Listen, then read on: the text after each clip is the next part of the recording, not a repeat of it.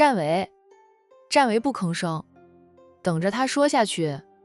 他一边脸被他打了一巴掌，红肿不说，还痛。此刻他其实不想说话，是这个女人非要跟他斗嘴，他不得不应战的。你喜欢什么样的女孩子？蓝若若问道。我真的可以做一回媒婆，给你介绍女朋友，以后你就少跟我抢生意。战维说道。除非咱们不是同行，是同行的话，都会有抢生意的事发生。谁能抢到客户就是谁的本事。怎么服输了？这么多年来，你总是不肯认输，非要跟我斗。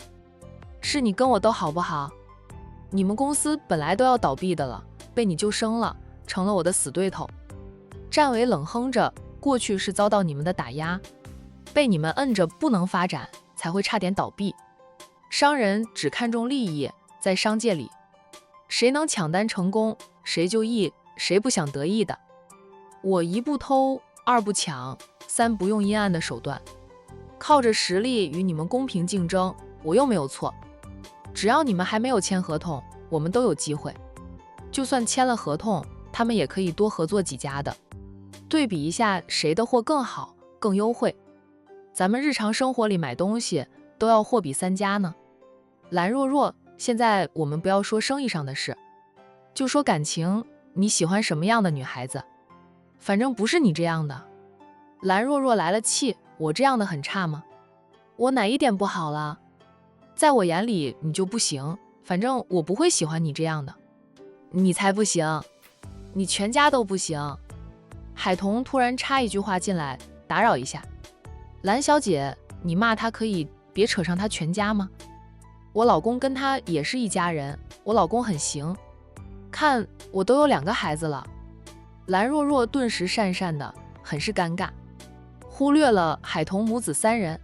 都怪战维，不会说话就不要说话，没人当他是哑巴，一说话就气死人。童姐，我注意点，不扯上他全家了。2个人的矛盾的确不要扯到对方的家人身上。蓝小姐，你先帮老七敷脸，你们俩都安静安静吧，不要说话了，一说话就会吵架。海童笑道，真像一对冤家，都说不是冤家不聚头。老七离家2000多公里来到这边做生意，认识了你，跟你成了冤家，这就是有缘千里来相会吧。无缘的对面走过都不相识。战维瞪了蓝若若一眼，蓝若若也不甘示弱回瞪他一下。2个人都很克制，不再说话。蓝若若帮战维用冰块敷脸，敷着敷着，眼里有着歉意。这么帅的一张脸被他打肿了，是他的错。咋回事？他竟然觉得愧疚了。他们可是死对头呢。以往战维针对他的时候，不曾有过怜香惜玉呢，也不会手下留情。他们俩就该针锋相对，都不能让对方好过才符合死对头。不过为了不再让海童母子看戏，2个人都沉默。等到战维的脸消肿很多了，蓝若若将冰块塞到战维手里，对他说道，已经消肿很多了，你自己慢慢再敷一下吧，我得回公司了。战维没有再拦住他，看着他离开。海童母子3人也看着蓝若若的身影消失，直到看不见了，海童对战维说道，老七不用看了，人家都走远了，看不到了。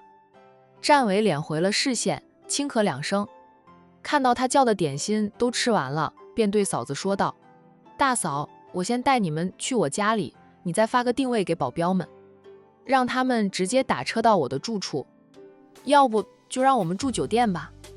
海童觉得住进小叔子家里，孩子们吵闹会吵到小叔子，再说了，小叔子还未婚。战维说道，大嫂，你要是带着孩子们住酒店，我就不用回家了，回家肯定会被我奶奶、爸妈还有大哥骂死的。我在这边买的别墅挺大的，平时就我一个人以及几个工人住着，空荡荡的，就要热闹。你和孩子们尽管住下，我平时很忙，很多时候都是住在公司里，偶尔下班早了才会回家住一晚。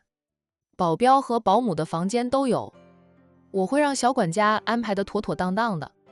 大嫂带着侄儿女过来旅游，明知道她在这里还住酒店的话，大哥真会揍她的。就算大嫂住的酒店是5星级以上的，但酒店哪能和她的别墅相比？占维这样说了，海彤便不好再拒绝。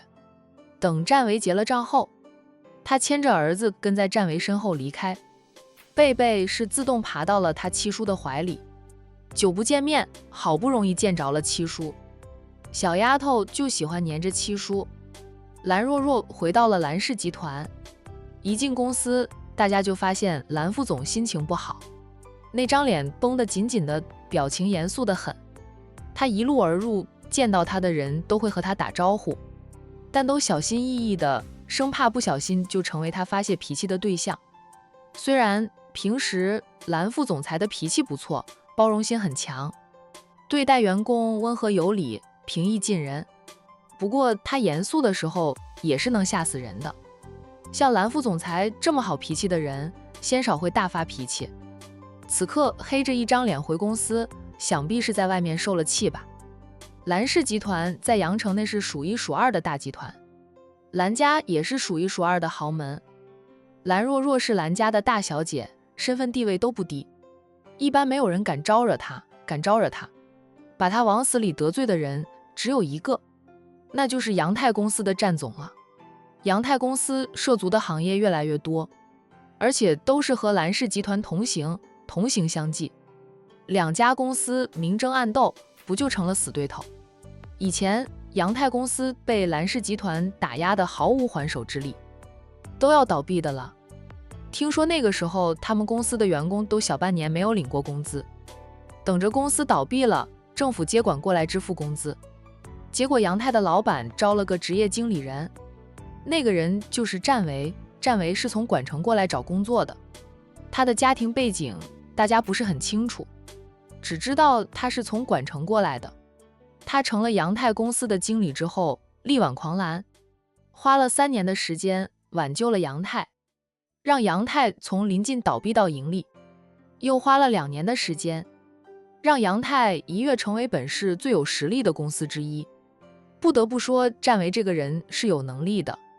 阳泰的创始人就很欣赏信任占维，将公司的1半股份转让给占维，公司的大小事都是占维说了算，创始人什么都不管，只管等着收钱。创始人是没有女儿，若是有女儿，他都想将女儿嫁给占维呢。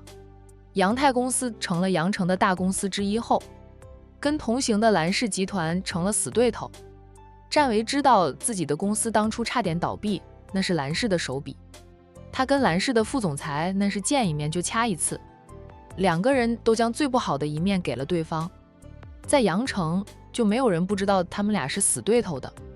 谁办宴会，若是请了蓝大小姐，就不会再请占维，免得两个人在宴会上针锋相对，掐了起来，让主人家夹在中间左右为难。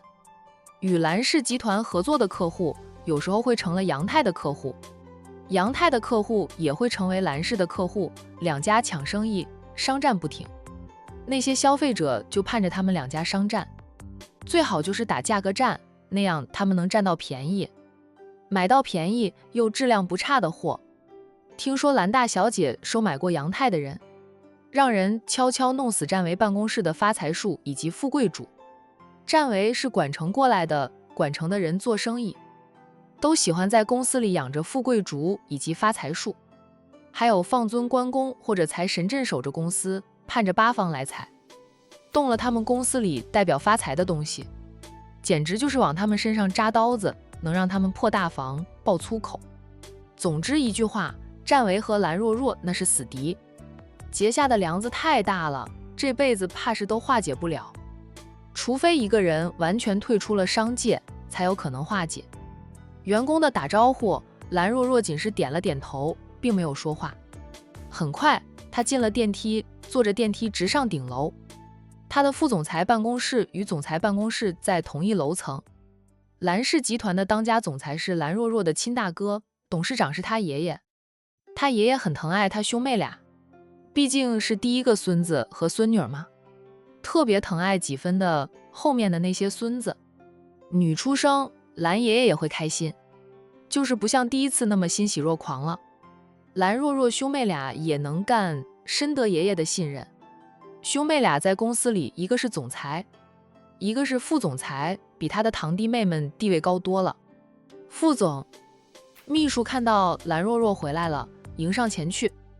蓝若若淡冷地嗯了一声，说道：“有什么事等会儿再说，让我静一静。”秘书欲言又止，最终还是嗯了一声，看着蓝若若进了办公室，在自己的办公桌前坐下。蓝若若身子往后靠着椅背，然后来回转动着椅子，目视前方，却无法集中视线，都不知道她在想什么。不知道过了多久，她的手机响了，是一条信息。那个号码她很熟悉，但没有存在她的通讯录里，因为那是战维的手机号码。她熟记战维的联系电话，知道他的住址，知道他很多很多事。敌人嘛，就要知己知彼，才能百战百胜的。蓝若若点开了信息看，我脸上还没有完全消肿，老姑婆，你得请我吃顿饭才能补偿我吃的痛。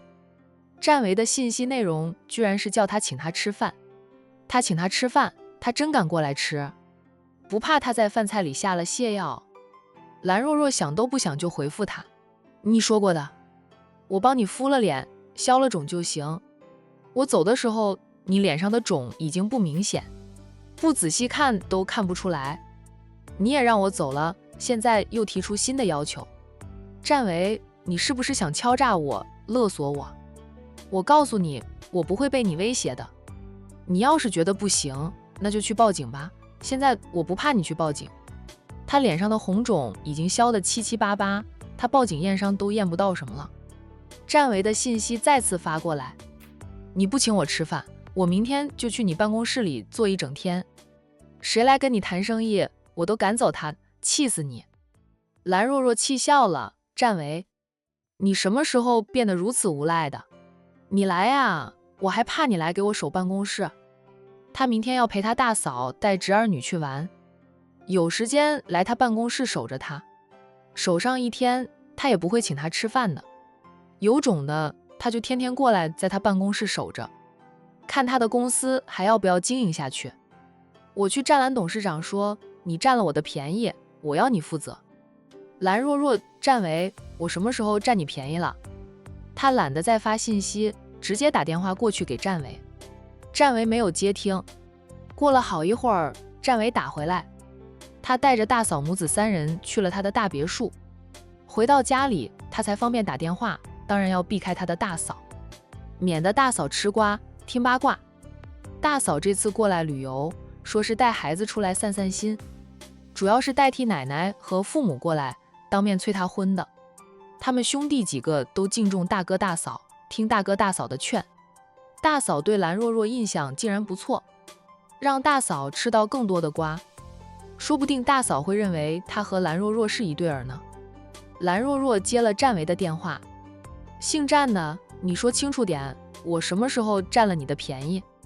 你不要赖的就赖，你是姓战的，可不是姓赖的。真想不到，看着人模狗样的你，居然那么无赖。战维说道，你摸了我的脸，你的手掌亲吻我的脸，都亲得肿胀了，这不是占便宜，他那是打好不好？狗男人就是耍无赖，找借口向他索赔，存心想气死他。蓝董事长若是知道他最爱的孙女儿这么粗暴，不知道会不会很失望。我爷爷不会失望，他只会心疼我，心疼我打你打得手疼。战维，今天的事是我错了，我郑重地向你道歉。明天我让人给你送点礼品过去，就当做是我的赔礼了。那我也是被你气疯了，才会做出今天这样的事情，不能完全怪我。我和郑总都要签合同了，你还截了我的胡，你这样无耻，你大嫂知道了吗？长嫂如母，我看你对你大嫂敬重得很，让你大嫂知道你这样无耻，小心你大嫂揍你。虽说是初见海童，蓝若若也能看出来，战维很敬重他的大嫂。